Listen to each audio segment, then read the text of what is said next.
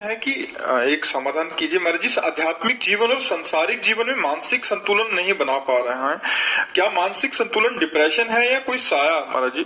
मानसिक संतुलन कोई साया फाया नहीं है।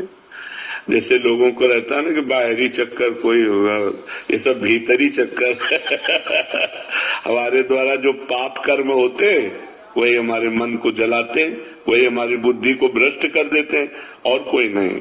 जैसे भूत प्रेत भी आता है ना किसी के दिमाग में, तो पाप कर्म के कारण ही आता है। हमारे पाप कर्म को भुगताने के लिए भूत का आवेश होता है और वो हमें दुख देता है, और जब हमारा पाप कर्म क्षय हो जाता है तो या तो कोई झाड़ने फूकने वाला मिल गया या स्वयं चला जाता है। तो कर्म ही हमारे लिए भूत है और कर्म ही हमारे लिए भगवान है। अगर हमारे कर्म बिगड़ गए तो वही भूत की तरह हमें सताता है, और कर्म हमारे बन गए तो वही भगवान की तरह हम पर कृपा करता है। इसलिए कर्मों का सुधार करो, हमारे कर्म ठीक होने। हमारे अगर कर्म बिगड़ गए हैं ना तो ऐसा ही अनुभव होने लगता है, कोई डिप्रेशन नहीं। पहले स्वीकृति करो, नहीं तो अगर किसी आदमी को 20 बार 20 लोगों को तैयार कर लो अलग अलग, और उसको यार तुम डिप्रेशन में पहुंच गए क्या? नहीं तो हमें तो लग रहा है तुम डिप्रेशन में हो, और चला जाए। फिर दूसरा आवे, यार तुम डिप्रेशन में पहुंच गए क्या? और 20 का है, अगर वो अस्पताल न पहुंच जाए तो हमसे बात कर लो। वो अस्पताल जाएगा और चेक करवाएगा कि मैं डिप्रेशन में हूं क्या, क्योंकि 20 लोगों ने कहा है।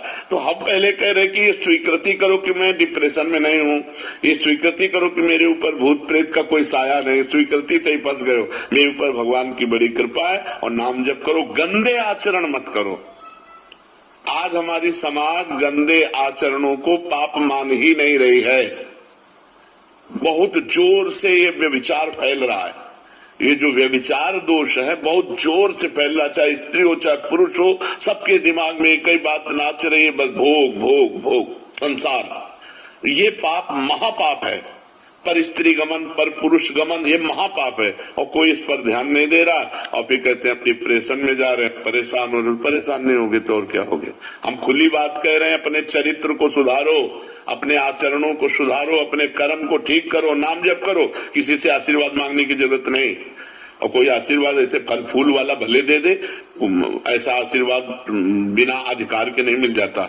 तुम्हें भजन करना पड़ेगा, तुम्हें अपने आचरण ठीक करने पड़ेंगे, तुम्हें तप करना पड़ेगा, तुम्हें पाप नष्ट करने पड़ेंगे। उपाय हम बता देते हैं।